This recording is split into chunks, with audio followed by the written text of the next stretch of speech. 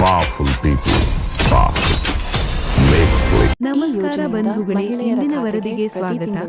ಇಂದಿನ ಲೇಖನದ ಮೂಲಕ ತಮಗೆಲ್ಲರಿಗೂ ತಿಳಿಸುವುದೇನೆಂದರೆ, ರಾಜ್ಯದಲ್ಲಿ ಕಾಂಗ್ರೆಸ್ ಸರ್ಕಾರವು ಅಧಿಕಾರಕ್ಕೆ ಬಂದ ನಂತರ 5 ಗ್ಯಾರಂಟಿ ಯೋಜನೆಗಳನ್ನು ಜಾರಿ ಮಾಡಿತು.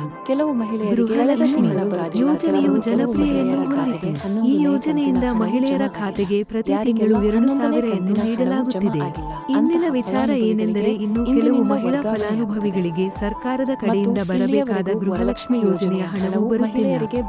ಕೆಲವು ಮಹಿಳೆಯರಿಗೆ ಇನ್ನೂ ಹಣ ಬರುತ್ತಿಲ್ಲ. ಕೆಲವೊಂದು ಸಮಸ್ಯೆಗಳಲ್ಲಿ ಇದ್ದಾರೆ. ಅಂತಹ ಮಹಿಳೆಯರು ತಮ್ಮ ಸಮಸ್ಯೆಗಳನ್ನು ಬಗೆಹರಿಸಿಕೊಂಡರೆ ಸರ್ಕಾರದ ಕಡೆಯಿಂದ ಬರಬೇಕಾದ 2,000 ಹಣವು ಪ್ರತಿ ತಿಂಗಳು ಯಶಸ್ವಿಯಾಗಿ ಅವರ ಬ್ಯಾಂಕ್ ಖಾತೆಗೆ ತಲುಪುತ್ತವೆ ಮತ್ತು ಪೆಂಡಿಂಗ್ ಇರುವ ಹಣವು ಮಹಿಳೆಯರ ಖಾತೆಗೆ ಜಮಾ ಆಗುತ್ತದೆ. ಇನ್ನು ನಾವು ಪೆಂಡಿಂಗ್ ಇರುವ ಹಣವು ಯಾವಾಗ ಜಮಾ ಆಗುತ್ತದೆ ಎಂಬ ಮಾಹಿತಿಯನ್ನು ಇಂದಿನ ವರದಿಗೆ ಸ್ವಾಗತ. ಇಂದಿನ ಲೇಖನದ ಮೂಲಕ ತಮಗೆಲ್ಲರಿಗೂ ತಿಳಿಸುವುದೇನೆಂದರೆ, ರಾಜ್ಯದಲ್ಲಿ ಕಾಂಗ್ರೆಸ್ ಸರ್ಕಾರವು ಅಧಿಕಾರಕ್ಕೆ ಬಂದ ನಂತರ 5 ಗ್ಯಾರಂಟಿ ಯೋಜನೆಗಳನ್ನು ಜಾರಿ ಮಾಡಿತು.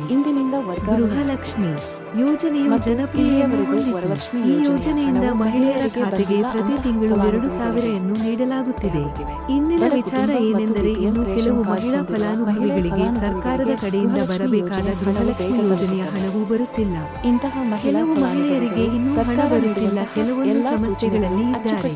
ಅಂತಹ ಮಹಿಳೆಯರು ತಮ್ಮ ಸಮಸ್ಯೆಗಳನ್ನು ಬಗೆಹರಿಸಿಕೊಂಡರೆ ಸರ್ಕಾರದ ಕಡೆಯಿಂದ ಬರಬೇಕಾದ 2,000 ಹಣವು ಪ್ರತಿ ತಿಂಗಳು ಯಶಸ್ವಿಯಾಗಿ ಅವರ ಬ್ಯಾಂಕ್ ಖಾತೆಗೆ ತಲುಪುತ್ತವೆ ಮತ್ತು ಪೆಂಡಿಂಗ್ ಇರುವ ಹಣವು ಮಹಿಳೆಯರ ಖಾತೆಗೆ ಜಮಾ ಆಗುತ್ತದೆ.